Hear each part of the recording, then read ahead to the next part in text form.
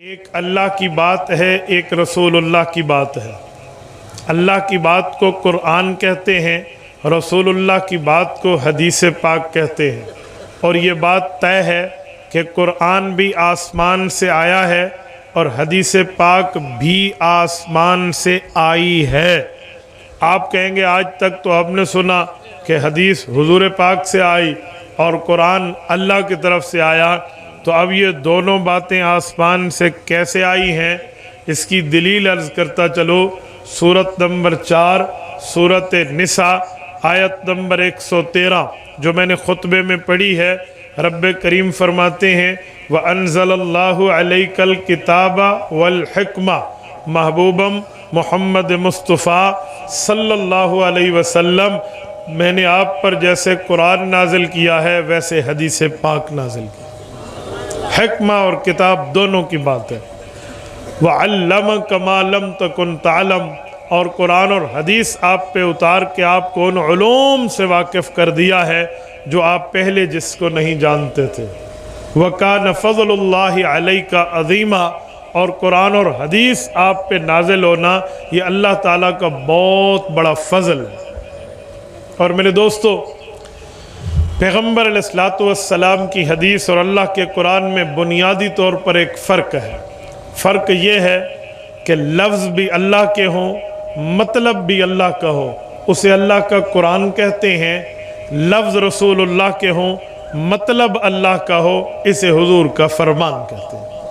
اور ہم اہل سنت والجماعت احناف دیوبند، ہم اللہ کے قرآن پر بھی ایمان رکھتے ہیں اور رسالت مآب کے فرمان پر بھی ایمان رکھتے ہیں، اور ان دونوں میں کسی ایک کے انکار کو بے ایمانی سمجھتے ہیں کہ ان میں سے کسی ایک کا انکار بندے کو ایمان سے نکال کے لے جاتا ہے۔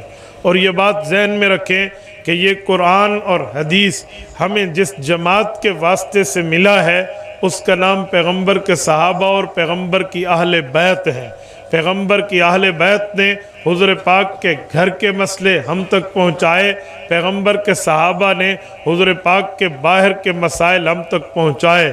موطا امام مالک میں امام مالک ابن انس الاصبہی رحمہ اللہ المتوفى 179 ہجری بلاغات کی ایک روایت لائے ہیں۔ وہ فرماتے ہیں اللہ کے رسول نے فرمایا ترکت فیکم ثقلین لن تضلوا ما تمسکتم بہما کتاب اللہ و سنت نبیہ، کہ اے لوگو میں آپ میں دو چیزیں چھوڑ کے جا رہا ہوں، اس کو مضبوطی سے پکڑ لینا۔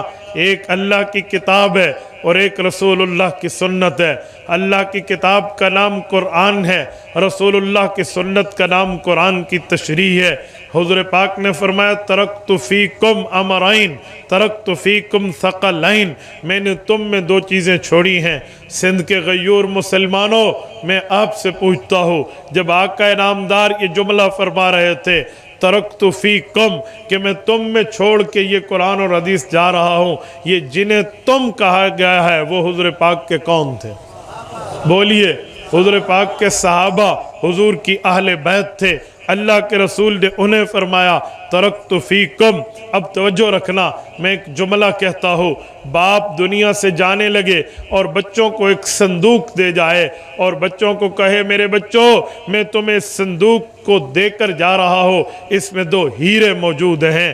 اصل ہیرے، اصل قیمت ان کی ہے جو باپ نے دیا ہے۔ اب دنیا میں کوئی ظالم اٹھے، دنیا میں کوئی دشمن اٹھے، دنیا میں کوئی بغضی اٹھے اور وہ اٹھ کے اس صندوق پر حملہ کرے تو دنیا اسے صندوق کا دشمن نہیں کہے گی، دنیا سے صندوق کا گستاخ نہیں کہے گی۔ صندوق تو لکڑی کے دو پتوں کا نام ہے جس سے مل کر یہ صندوق بنا ہے۔ وہ صندوق کا چور نہیں ہے، وہ اندر پڑے ہوئے ہیروں کا چور ہے، اس کی نظر اندر کے ہیروں پر موجود ہے۔ ایسے میرے پاک پیغمبر نے فرمایا ترکت فیکم ثقلین لن تضلوا ما تمسکتم بہما، میں نے تم میں قرآن بھی چھوڑا ہے، میں نے تم میں اپنا فرمان بھی چھوڑا ہے۔ یہ پیغمبر کے صحابہ اور اہل بیت میں ہے۔ اب کوئی بندہ پیغمبر کے صحابہ اور اہل بیت پر بولے یا پیغمبر کے صحابہ کا شان گھٹائے یا پیغمبر کی اہل بیت کا شان گھٹائے، وہ صحابہ کا دشمن نہیں ہے، وہ اہل بیت کا دشمن نہیں ہے، دراصل اللہ کے قرآن سے اس کو دشمنی ہے، رسول اللہ کے فرمان سے اس کو دشمنی ہے۔ یہ کھلی کھلی بات ہے. یاد رکھیں اس بوتل کا دشمن تب تک ہے جب اس بوتل میں پڑا ہوا شربت موجود ہے. ہاں پیغمبر کی جماعت وہ پیغمبر کا گھرانہ ہو جسے اہل بیت کہتے ہیں، یا پیغمبر کا یارانہ ہو جسے پیغمبر کے صحابہ کہتے ہیں، ان کے ہاتھوں ہمیں قرآن اور سنت پہنچتا ہوا نظر آتا ہے.